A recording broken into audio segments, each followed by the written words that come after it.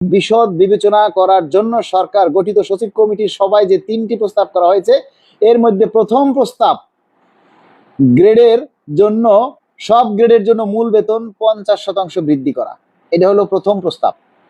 প্রথম প্রস্তাব হচ্ছে সকল গ্রেডের জন্য মূল বেতন 50% দিবে।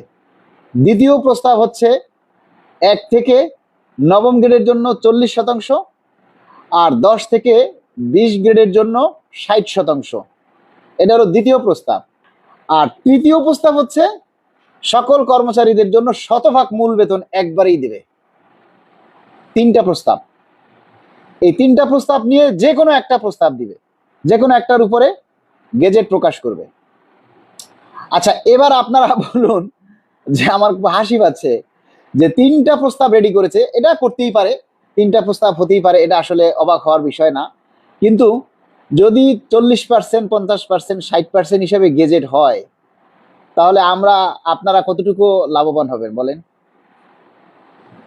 কতটুকু লাভবান হবেন? এই যে আজকে জানেন, মানে বলতে খুব কষ্ট লাগে, খারাপ লাগে, যে আমার মনে হয় যে এই পে স্কেল নিয়ে কাজ করা ছেড়ে দেই, কি দরকার? তার চাইতে ঘরে বসে থাকি। হ্যাঁ, গেজেট হলে তো আমি এমনিই পাবো, আপনারা যদি পান তাহলে আমি পাবো না? সবাই পাবে। এই যে 22 লক্ষ কর্মচারী, বেশিরভাগ কি, এই যে 22 লক্ষ কর্মচারী, এর মধ্যে প্রায় 21,90,000 কর্মচারীরা এই চুপচাপ। এটার তারা কোনো কমেন্টও করে না, কোনো দাবিও করে না, প্রতিবাদও করে না, কিছুই করে না। কিন্তু বাকি যারা আছে তারা বিভিন্নভাবে, মানে এখন পে স্কেল নিয়ে একটা কথা বললেই তারা ব্যবসায়ী বানাই দেয়। এরা কোন অভ্যাস রে ভাই? এটা কোন কথা?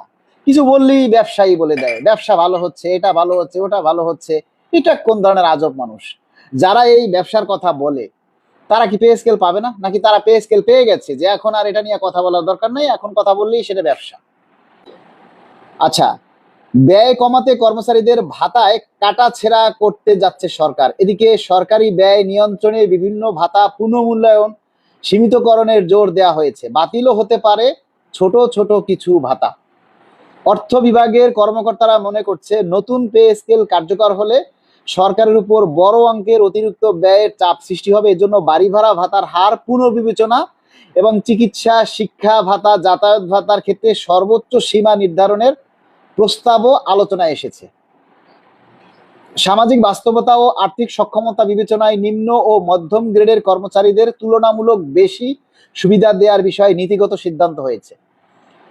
নতুন পে স্কেলের আওতায় লিভ প্রিপারেটরি টু রিটায়ারমেন্ট, মানে এলপিআর, ভোগরত কর্মকর্তা কর্মচারীদেরও অন্তর্ভুক্ত করার সিদ্ধান্ত নেওয়া হয়েছে। অর্থাৎ পেনশনে যারা আছেন অথবা এলপিআর অবস্থায়, পিআরএল এ যারা অবস্থায় আছে, পিআরএল ছুটিতে যারা আছেন, তারাও পে স্কেলের সুবিধার আওতায় আসবেন। ফলে তারা নতুন বেতন কাঠামোয় সুবিধা থেকে বঞ্চিত হবে না। আচ্ছা, ভালো। শেষ।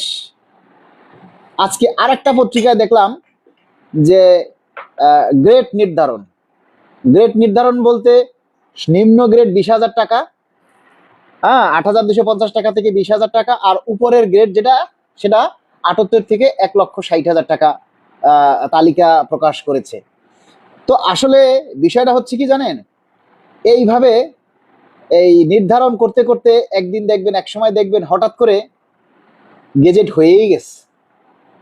এভাবে করতে করতেই একটা সময় দেখবেন যে গেজেট আসলে হয়েই গেছে। ঠিক আছে? তো এটাই হলো